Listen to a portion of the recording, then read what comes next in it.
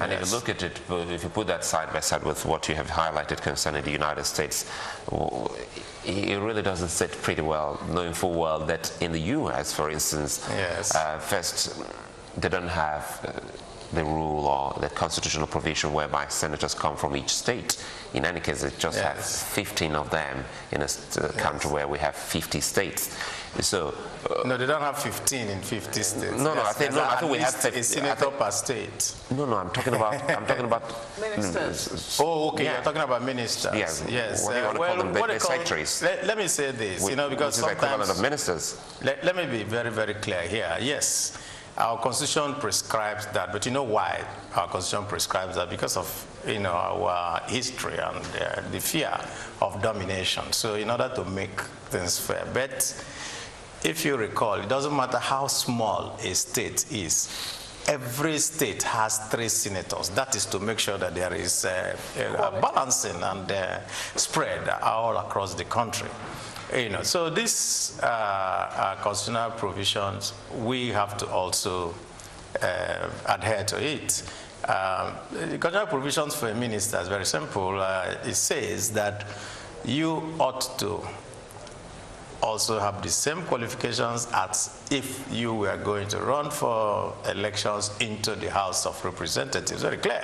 Which means that what are the provisions for those who are going to run into the House of Representatives? First, you must be sponsored by a party. Secondly, you must come from that particular constituency, and so on and so forth. So once you meet that criteria, I think part of what we expected and Nigerians expected was that there should have been an attachment of portfolios to each of these nominees. If that had been done, it would have been far more rigorous, because right now, what do we have going for us?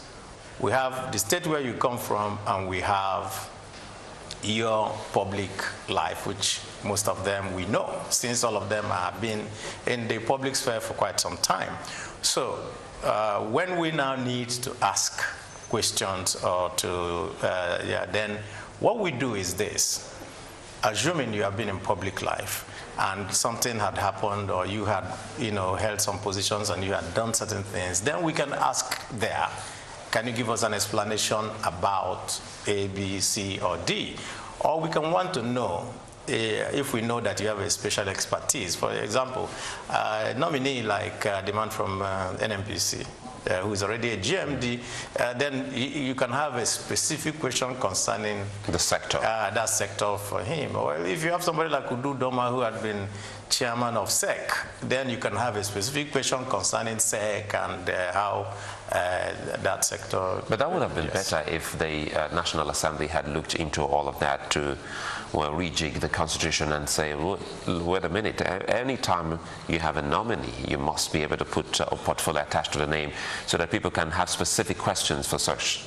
Well, I think it had been done at a particular time that had been raised and had come, but you know how we do the constitutional process.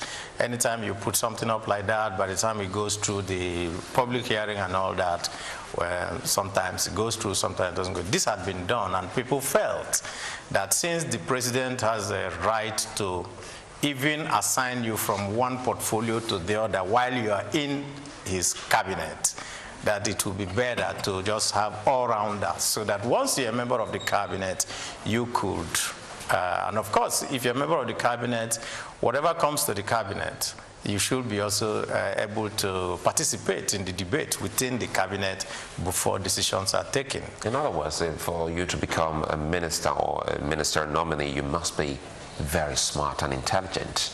Well, you must know at least. You must at least know little of everything. You must. And of course, when we have looked at this crop of ministers, Nigerians will not say that you don't know them. So all of them have been in public life in one way or the other. So we can do basically an assessment of them. We are not very surprised. I think really that the only thing that I see now is the heightened expectations that are coming out of this whole thing. Nothing that is happening now is new. We have always done this. So It's still, well, might say that it's not new, but I think it's the first time that we've seen the standing or the acting spokesperson of the Senate come out to speak for the Senate, and then the next day or 2 days after, we hear murmurings within the Senate chamber that that wasn't quite what we agreed, or there was no resolution to that effect, or that he wasn't quite representing the views of the Senate or the senators, as it were.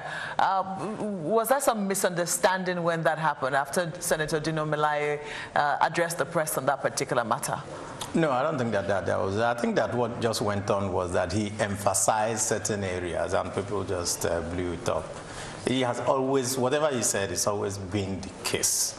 It's always been the case. It's always been the case, but yes. I mean, you have been Senate spokesperson. Yes. We've not seen a situation where you've had to address the press saying that these are some of the rules you're going to be following, you're going to be... I mean, he's spoken to the press a number of times on this particular ministerial nominee, saying it's not going to be business as usual, they're going to be thoroughly screened on the first or second occasion, and then on the third occasion we hear him emphasizing certain rules that you're going to use, which was novel to quite a number of people. We've seen a situation where senators have objected to the nominations of some senators. It's stood, in some cases, in some other cases it's not stood, or it didn't stand.